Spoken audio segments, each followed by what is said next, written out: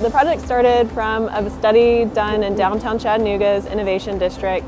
It was a study led by Chattanooga Design Studio and the Enterprise Center in collaboration with Gale Studios.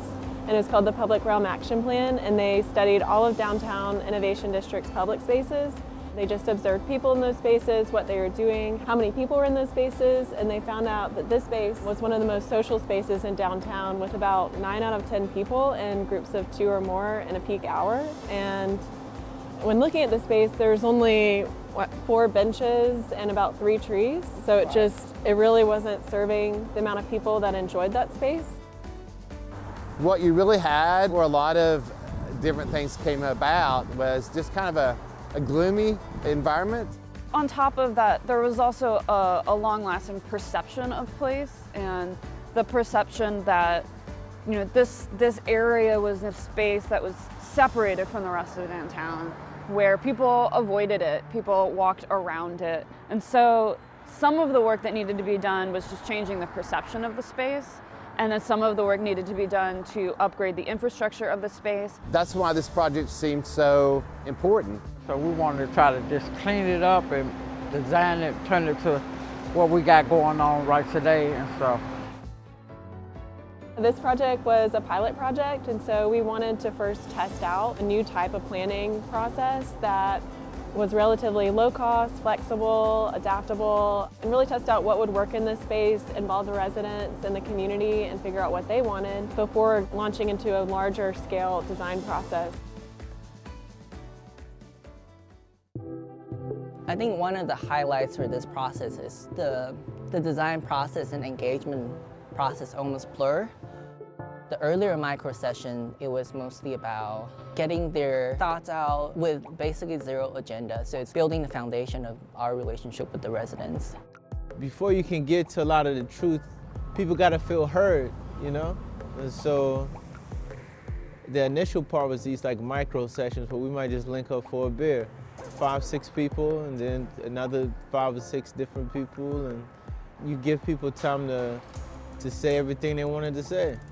So the first couple of weeks, we didn't talk about any solutions. It was just vibing out and listening. I think by doing that, it kind of removes the barriers and it kind of just opens up the conversation. And then after that, we were able to kind of pivot into a creative workshop. Do a lot of active play games, you know, and stuff like that. And so far, we've been doing pretty good on that, you know. Everybody, you know, getting along, you know.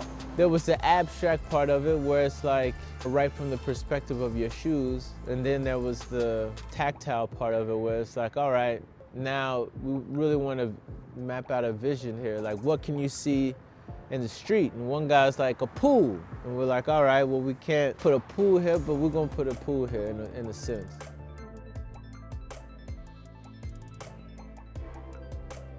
Another important aspect was we basically broke down the session into Patten towers and the community member, just so we can like really hone in and focus on like what they want, but of course we don't want to ignore what the community wants. Even though if it's outdoor people, you know, walking by and everything, you know, you communicate with them too, you know, they're not left out, nobody not left out, you know. Just a good project for everybody, community and all, you know, everybody's welcome. By the end of that session, we basically present the results of all those things to them and be like, this is the direction we're taking. The installation started with painting. That was the first piece we had to get down. We started at one of the outposts, which was the library. We hired 4 local upcoming young artists that helped do all the painting. And once we got the painting down, then we started bringing in the furniture. Once we got the furniture in, we brought in the plants, which a local nursery helped provide. And then our final piece were the swings, which was another local fabricator. So we really, through the installation process, emphasized going local as much as possible to support our local fabricators, suppliers, and plant nursery.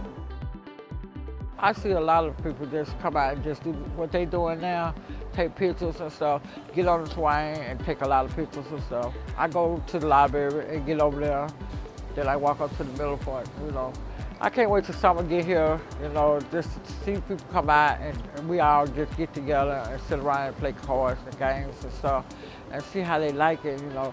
That's what I want the future to be for us down here.